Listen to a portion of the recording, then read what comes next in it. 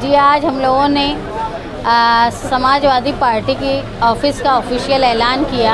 हम लोगों ने 8 नवंबर को समाजवादी पार्टी में शमूलियत इख्तियार की थी और जो हमारा निस्बुल ऐन रहता है कि सियासत के ज़रिए खिदमत खल्क़ करना, उसकी शुरुआत हमने निहाली सोच के साथ आज ऑफिशियल शुरू कर दी है, जहां से मालेगांव शहर के शहरियान को मुफ्त और कम रियायती फ़ीस में तमाम तर सहूलियात मिलेगी। और यहाँ हम रोज़ाना रहते हैं हम लोग, और जो शहर के दीगर मसाइल है उसके लिए भी रोज़ाना यहाँ पर शामिल रहेंगे। जिस तरह माजी में काम किया करते थे उससे बेहतर तरीके से नए काम की शुरुआत हम लोगों ने की है। और इंशाअल्लाह हम लोग कोशिश करते हैं कि मालेगांव शहर के वो इलाके जहाँ तक बुनियादी सहूलत नहीं पहुँच पाती, उनके मसाइल को हल करने की कोशिश हम लोग यहाँ से करेंगे।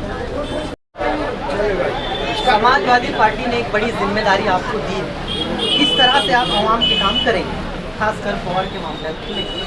सबसे पहले तो मैं अल्लाह ताला का शुक्र अदा करता हूँ कि जनता दल जो माजी में काम किया करती थी वो अपनी नई उमंग के साथ समाजवादी पार्टी में शामिल होकर अपने कामों को वसी करके काम को फैला रही है। और शहर भर से मैं जैसे पावर लूम से मुताल्लिक, बिजली के मुताल्लिक तकरीबन 3 हफ्तों से यहाँ टाइम दे रहा हूँ और लोग जिस तरीके से हमसे रब्ता कायम कर रहे हैं, हमें उम्मीद है कि इंशाअल्लाह हम आवाम का काम इसी तरीके से, जिस तरीके से माजी में किया जाता था उसी तरह करते रहेंगे।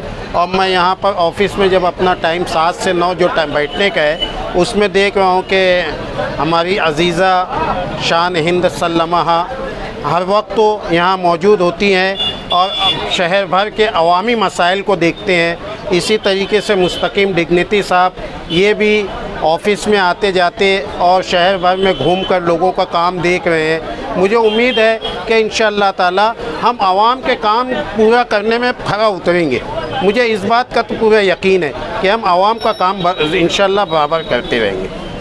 मौलाना जाहिद साहब, किस तरह के मामला को लेकर आप ज़्यादातर फोकस करेंगे, आम आवाम को क्या अपील करेंगे, क्या मामला आपको आना चाहिए? अभी तो मैं सबसे बड़ा मसला, जैसे अभी हमारे मुस्तकीम डिग्निटी साहब ने किसी मजलिस में कहा, रोटी कपड़ा और मकान के अलावा सबसे बुनियादी ज़रूरत बिजली की हो गई है। और बिजली की शिकायतें जो जिस तरीके से हमारे पास आती हैं, तो हर 10 में से 7 केस तो ऐसा आता है कि वो बिजली के मुताल्लिक होता है। तो हमें बिजली मसाइल पर ज़्यादा फोकस करना होगा और उसके अलावा शहर की बुनियादी जो ज़रूरतें हैं, जो कॉरपोरेशन से मुंसलिक है, उस पर ज़्यादा तवज्जो देकर हम काम करने की कोशिश करेंगे। शुरुआती वक्त में आपने मौजूदा एमएलए मुफ्ती मोहम्मद इस्माइल का काम किया है, तो अभी फ़िलहाल आप ऑफिशियली तौर पर समाजवादी में शामिल हैं? मैं बुनियादी तौर से निहाल साहब फैमिली से मुंसलिक रहा हूँ। मैं जब 2006 में तीसरा महाज बनाया, उसके बाद से मैं कभी भी इनसे दिली तौर से अलग नहीं हुआ हूँ। मैं वापस अपने घर आया हूँ और अपने लोगों के साथ काम करने में मुझे बहुत खुशी महसूस हो रही है।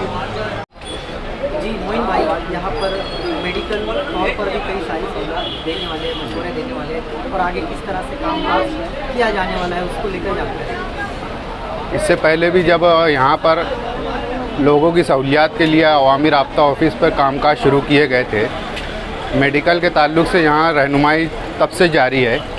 इसमें इस मरतबा इजाफ़ा ये किया गया है कि हम इस जगह से शान हिंद राब्ता ऑफिस से, जो अब समाजवादी की पार्टी की भी ऑफिस है, यहाँ से हम बुलंद इकबाल, साथी बुलंद इकबाल मेडिकल हेल्प कमेटी की तरफ से, इनकी मार्फत से हमारे इस्माइल भाई और 2-3 और लोग हैं जो मेडिकल में, मतलब ये कि अगर किसी बीमारी के इलाज के ताल्लुक से शहर की आवाम को ज़रूरत महसूस होती है, चाहे वो सरकारी तौर पर उनका इलाज मुफ्त में किया जाना हो, पीएमजे स्कीम है, एमपीजे स्कीम है, इसका इस्तेफ़ादा किस तरह शहरियान हासिल कर सकते हैं, इसकी यहाँ पर मालूमात भी फराहम की जाएगी।